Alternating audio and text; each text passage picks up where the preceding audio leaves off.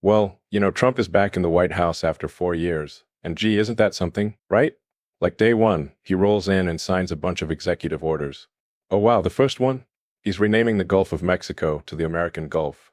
Yeah, you heard that right. I mean, technically, the US already controls the Gulf, so it's like, okay, now they're just making it official. Poor Mexico, though.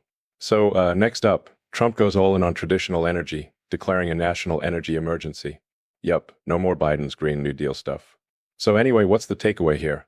I mean, history's unfolding right in front of us. The US is in a tough spot, rising debt, inflation, you name it. And Trump, he's taking this big gamble on America becoming like the center of the world again. Will it work? Well, only time will tell. History's funny that way.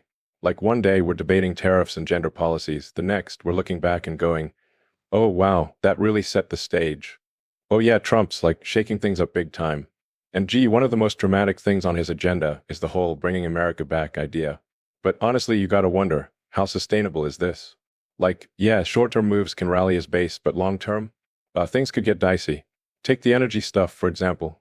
So, Trump's ending EV subsidies and pumping up traditional energy. Like coal, oil, gas, you name it. It's kind of like going back to the 80s, isn't it? But here's the deal. Renewable energy isn't just about being green anymore. It's about economics, too. Solar panels are cheaper than ever, wind farms are booming, and while the rest of the world is leaning into this stuff hard. I mean, China's already way ahead in clean energy tech.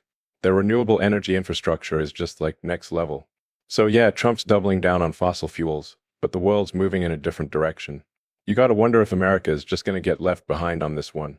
And let's talk about Tesla again for a second. So yeah, Tesla's in this weird position. On the one hand, they're the top dog in the US EV market, and Trump's moves kind of protect them from competition. Like seriously, other American car companies trying to get into the EV game? Good luck with that. But on the flip side, Tesla's biggest market outside the US is China. And relations between the US and China? Yeah, not exactly great these days. So if things go south there, even Tesla might feel the heat. Oh, and those tariffs? Man, they're a big deal. Like okay, a 25% tax on imports from Canada and Mexico. That's gonna shake up the supply chain big time. And it's not just about goods crossing the border. It's about how companies operate. I mean, lots of US companies rely on parts and materials from these countries. So yeah, higher tariffs mean higher costs, and who's going to eat those costs? Probably American consumers, right? It's kind of like a hidden tax on everyone.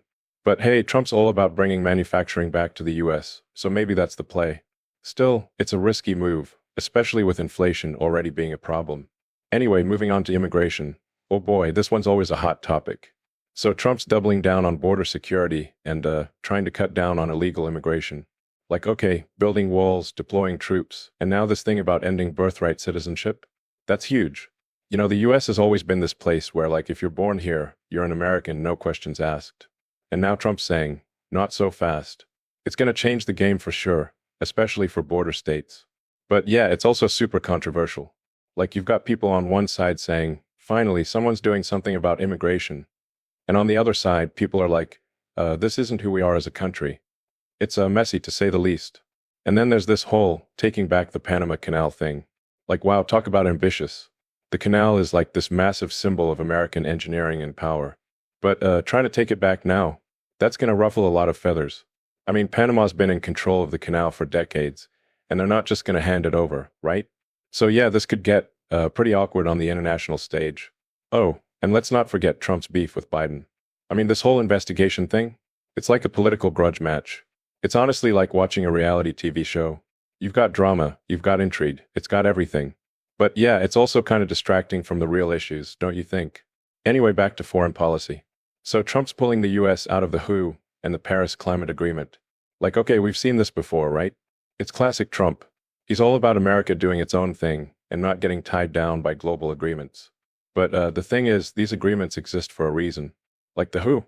Yeah, it's not perfect, but it's still the go-to organization for global health stuff. And the Paris Agreement? Well, climate change isn't exactly something one country can solve on its own. So yeah, going solo might make a statement, but is it really the best move? I guess time will tell.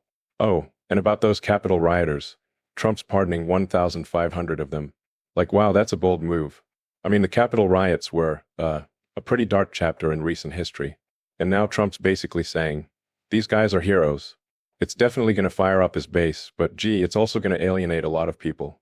It's like he's doubling down on his core supporters and not really worrying about everyone else. So yeah, Trump's presidency 2.0 is shaping up to be just as wild as the first one. He's stirring the pot on immigration, energy, trade, and well, pretty much everything. And, whether you love the guy or hate him, you can't deny that he's got a knack for keeping things interesting.